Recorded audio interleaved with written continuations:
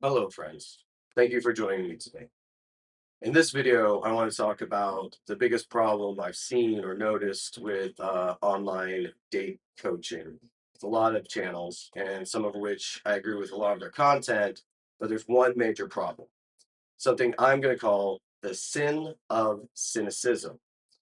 Far too much, I see a degree of cynical analysis of modern dating, a look at a certain segment of women which may appear toxic or unhealthy or just generally not good for general dating and meeting new people, and a kind of cynical look at modern culture, especially as it refers to women in the dating marketplace. So, what is this sin of cynicism?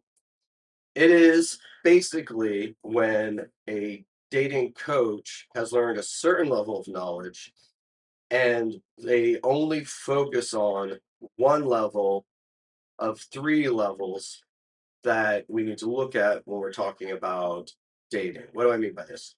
So we have our mind, body, and spirit, or your spiritual aspect to your relationship. Okay. Um, your mind is like your political beliefs, your perceptions of the world, your beliefs about yourself, your beliefs about the opposite gender. Your body is your lizard brain. It's your unconscious reproductive agenda, the things that make you attracted to a person, but you can't really articulate it with your mind. It's something that's like deeper on a real evolutionary level.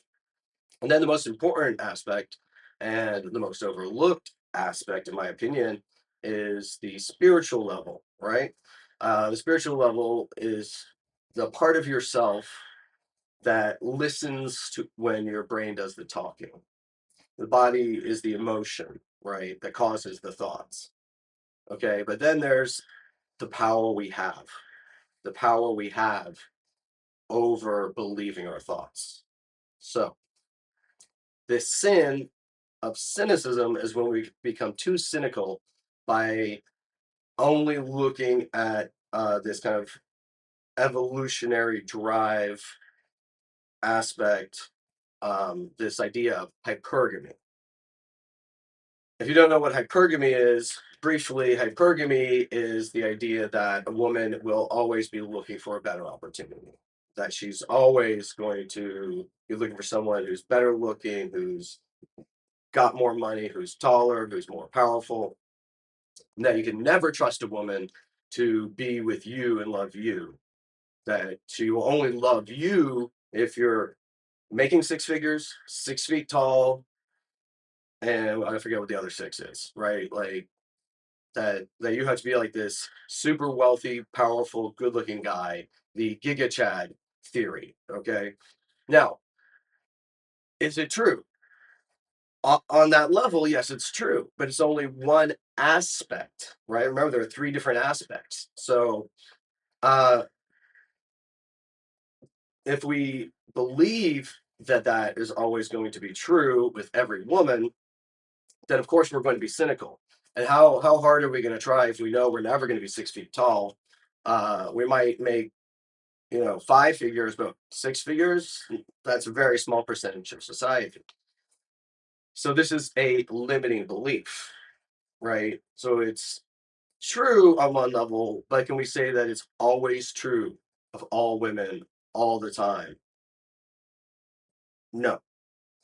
And when we only focus on that one part of the truth, not the total truth, one part of the truth, then we become cynical. And that holds us back in our dating life. That's why it's a sin. It's a limiting belief that will hold you back in achieving high quality dating results. So, some early concept I learned was the limiting belief versus empowering belief concept. And we have to look at what are the beliefs we have that are limiting our possibility of success. And the the the idea I came up with is that it's better to have an empowering belief, which may or may not be true, as long as it's not harmful, than to have a limiting belief, which may seem to be more true, but is limiting you or hurting your possibilities, right? So a limiting belief is all women are hypergamous. I'll never be able to trust a woman I'm with. They're always going to be looking for another possibility. An empowering belief is the opposite, right? The opposite is I can find a woman who loves me for me, who will love me for what the value I bring. And that doesn't have to be 6 feet, 6 figures, 6-inch dick, or whatever it is that you have a belief that a woman needs. And this really, I've seen this a lot with like short guys. Um, I mean, a really real world example, right? Like short guys will believe that women don't like short guys, and they'll probably have heard this from women.